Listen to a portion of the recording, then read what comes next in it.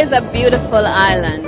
Our culture, our diverse people, and our unique attractions has positioned this country as a hotbed for destination tourism.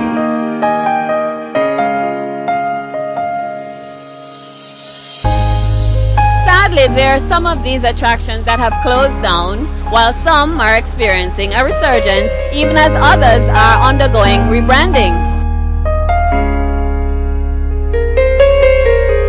Today on Jamaica Unleashed, we take a look at two attractions that sadly closed their doors. The first, Serenity Park, located in St. Catherine, Jamaica, and the second is the history-rich Lover's Leap, located in the Breadbasket Parish of St. Elizabeth. A visit to this area is a must for everyone who wishes to enjoy the oneness of nature in a setting that is peaceful, unspoiled, and especially natural. Imagine the animals. Huge fish, the sigh of a breeze. Picture a coconut tree heavily laden, silhouetted against the evening sky. Ducks playing in gold and brown water. Close your eyes, and maybe you'll hear the haunting cry of a gull, the shriek of a parrot, and the delicate whir of an endangered species hovering in its protected cage. This is Serenity Park, an anecdote to all that ails you. People, on a whole, don't realize when something is becoming endangered, it's actually they're hunted, whether for pet purposes or maybe for food. Alright? But throughout, because of NIPA, we are allowed to actually keep these animals here. So in a sense, people can come here, be free, see what these animals look like on a whole. Okay? Because without us doing it, sooner or later down the line, kids growing up wouldn't know exactly what that animal is all about or what kind of animal is that. This is Paradise Revisited, a place to relax, regenerate your soul, and rejuvenate your body. Feel the lines of tension fade as you sit back and enjoy an atmosphere suitable for gods and goddesses. Rediscover your senses, all 5 of them, because after an hour or two, you're sure to find another one. Hello? This is a place of contrast yet constancy. You'll find rare endangered birds, a variety of animals, and no lack of variety in topography or otherwise. Overall, there is peace and tranquility, the feeling of a world still in harmony with the rhythms of nature. Here, the animals know the message written on the wind. A trek across the park leaves you in oneness with nature. Getting there is no hassle, and when you do, you'll be sure to return. Serenity Park does not just offer the opportunity to relax, but also the time for families to be able to enjoy themselves together. It's one of the most beautiful and serene places to work, and it definitely is a lot of fun for children. It's a relaxing atmosphere for parents to come here and know that you can kick back and relax and the kids can run up and down. We have our security firm here, so everything is safe and secure, and the food is gorgeous. For just a small fee of $200 adults and $100 children between the ages of 4 to 12, you can go down to Bushy Park St. Catherine and enjoy the creative energy that comes with the fusion of God's special creations and man's finishing touches. The richness of Serenity Park lies in the exuberance of the natural landscape, not just the great beauty of flora and fauna, but the sheer variety of life that exists on the property. There's a variety of birds and a mixture of endangered species in such numbers that naturalists and nature lovers alike have long recognized this place as being special. The park was started here out of the private collection of our chairman, Kenny Benjamin. His collection kept growing and growing, and a lot of clients would bring their kids here, and then the kids would want to bring friends. And Kenny has made a lot here with his security firm, And so he thought to give back to Jamaica, he would create Serenity, because he's a firm believer in the environment and in children learning about animals.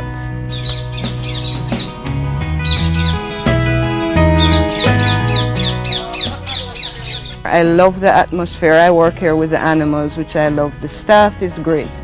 But to work in such a beautiful, peaceful environment with the water, the greenery, the scenery, it's just total relaxation. It's not like even work.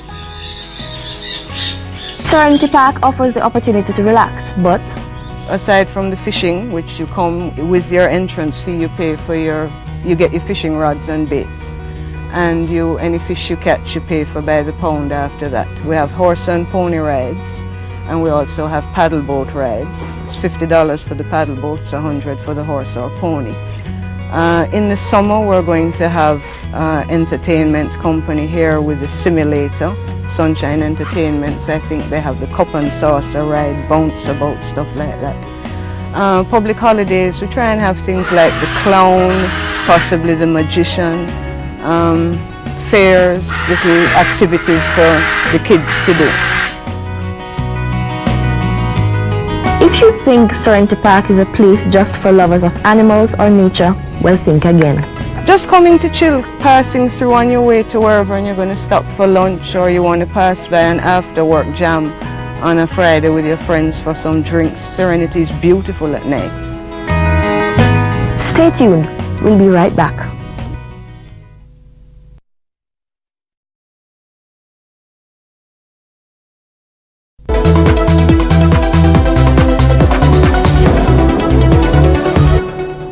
Just in case you want to take the trip down to Serenity Park. We're open Thursday through Sunday and all public holidays except Christmas Day. We're open from 10 in the morning until 5 in the afternoon on weekdays, and on the weekends that we're open it's from 10 until 6. On Fridays we open from 6 again onwards for karaoke. At times they have a handful, considering that Christmas, Easter and the summer are their busiest times of the year.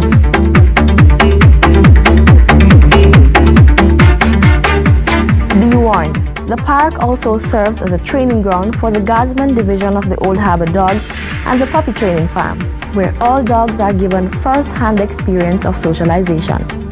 All the young dogs are brought here to be trained. They begin, well, let's start with socialization, because a lot of people think that in order to train a dog you have to beat it up, tie it up, feed it pepper water, you know, I've heard the various things, give it ganja tea, all of that. What it is what we do here is we make the dog confident. So on a day when visitors are in the park, you will see a lot of the puppies running around, intermingling. They learn to play, they learn to be okay with people, because one of the important... Allowed to actually pet them and stuff? Well, yes, well, because one of the most important things with a guard dog is if it is in a crowd, it's not to be intimidated. To each man his own, and likewise to each animal its own tune. Apart from the multicolored features found here, one can relax and be soothed by glorious bird songs, or rather bird talk. Hello? Hello? And just in case they think the food is disgusting, be sure to hear their disapproval.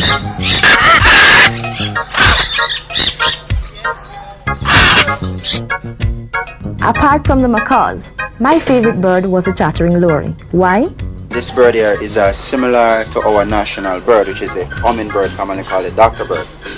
Now, in general, if this bird was in the wild, what it will do is that it will be flying from blossom to blossom, sucks at the nectar. So in a sense, if that blossom is therefore pollinated, it will mature into fruits or vegetables. Now this bird will have a very long tongue. Just like how you see the hummingbird will fly from the blossom and insert the tongue within the middle of the blossom to get at the nectar. That's the same thing what this bird do within the wild. Okay? So now, what I'm going to do is that I'm just going to use a volunteer to demonstrate to you exactly how long this tongue is. Alright? Maybe you? Okay, let's turn this out from please. Come right here. Okay. Now, what I have is some syrup. Okay? Say for example, if it's on right here was a blossom, I want you to notice carefully what this bird will do. You See that tongue there? Yeah. Okay. Now if you notice carefully, the tongue here is acting just like a straw. Right within the center, there's a opening there. At the tip of the tongue, there are some fibers there, which is known as the taste buds.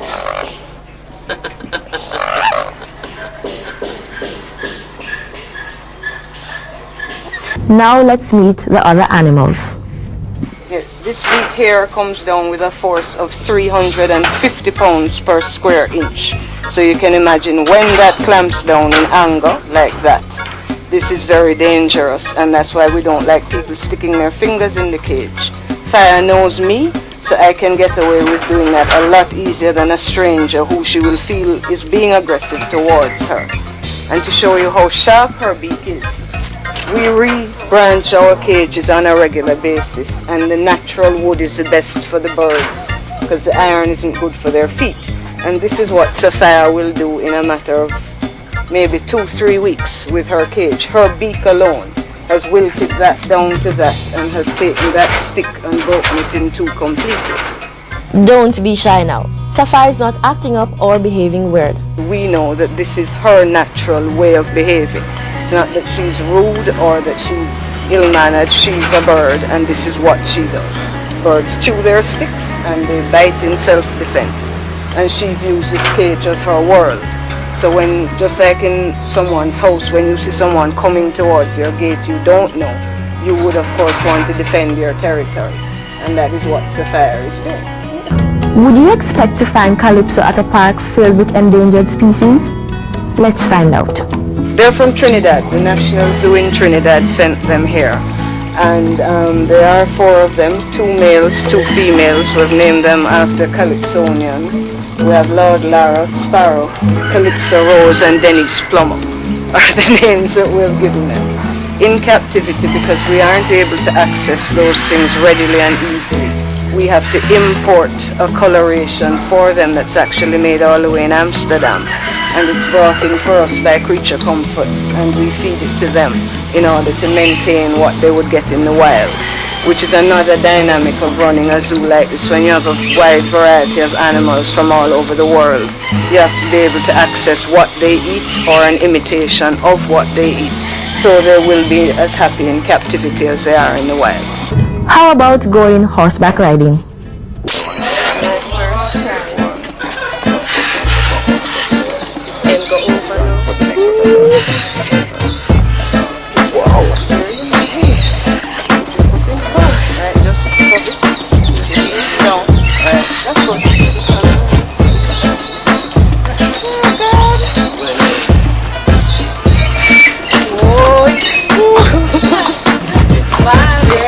Man, I'm so nervous.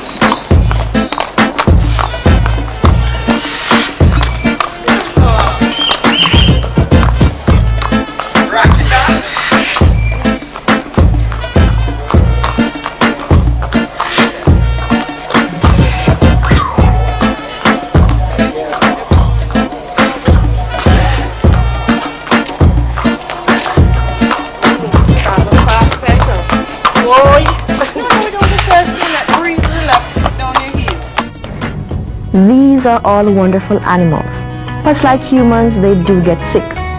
This little one has cancer and is not up for public viewing, but we got lucky today. They say beauty is in the eyes of the beholder, but here beauty is everywhere. That is if you can appreciate it. Once you appreciate animals on a whole, right, and if you love nature, then this is the place to be, because this is very much nice. It is like a Garden of Eden itself. The beauty of this place not just lies with the animals or the setting, but the fact that it takes nothing for you to have a wonderful time. The animals are out of this world. The park is lush and green, and the atmosphere is thrilling.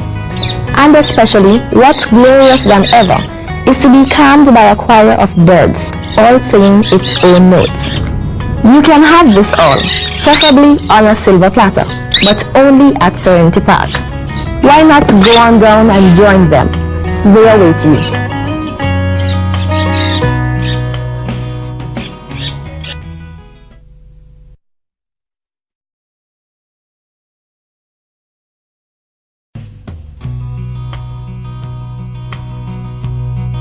nestled at what appears to be the end of the earth, where one can get a breathtaking view from above, while what lies beneath is a treacherous path that leads to something wondrous. This forms one of Jamaica's premier attractions, where the story is told of love and a gruesome death. For them, death was certain. A mountain of stone, a door of steel, couldn't stand in their way because they do anything for love, and they did just that. Today we're at a place called Lover's Leap in the beautiful Breadbasket parish of St. Elizabeth. It's not just scenic, but one that once abounds with love.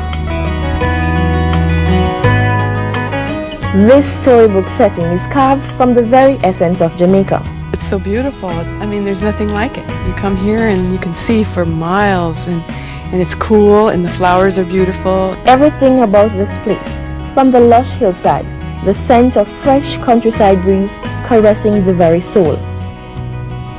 And lest we forget, this picture-perfect spot is filled with Jamaica's history. Lover's Leap got its name 1747, 256 years ago. There were two plantations, Charlie Hall and Content.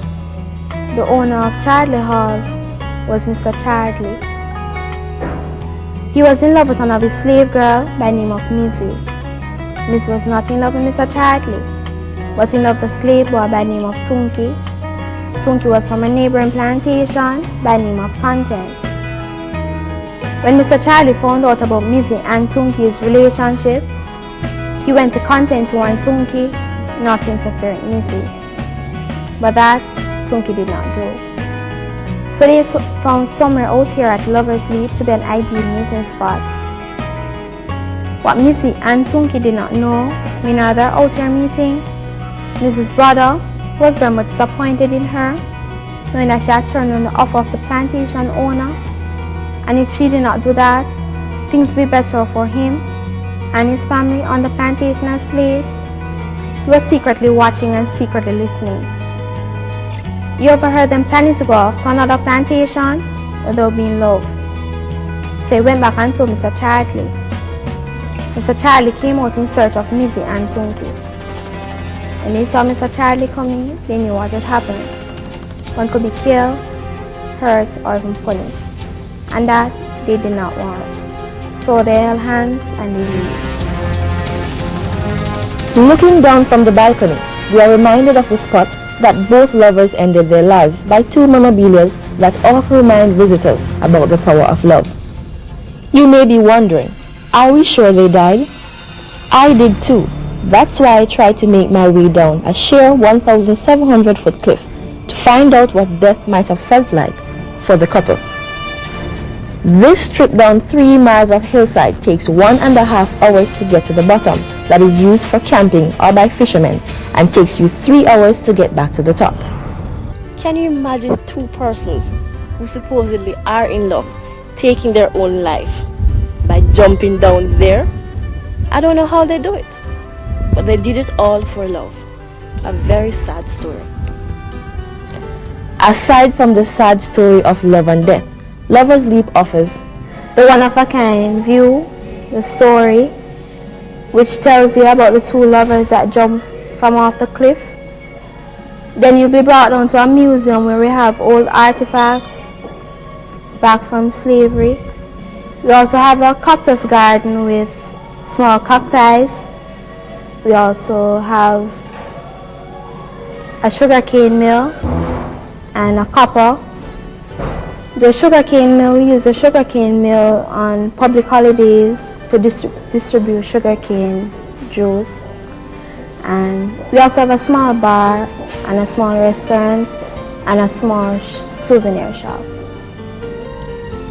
If it is your wish to reflect on what Jamaica's culture was in the olden days, then take a walk into their small but vibrant museum that will tell tales of the way we were. And if that's not enough, go get that special someone a Lover's Leap memento or order up a scrumptious meal. This is Lover's Leap. Leap on over into a world of joy.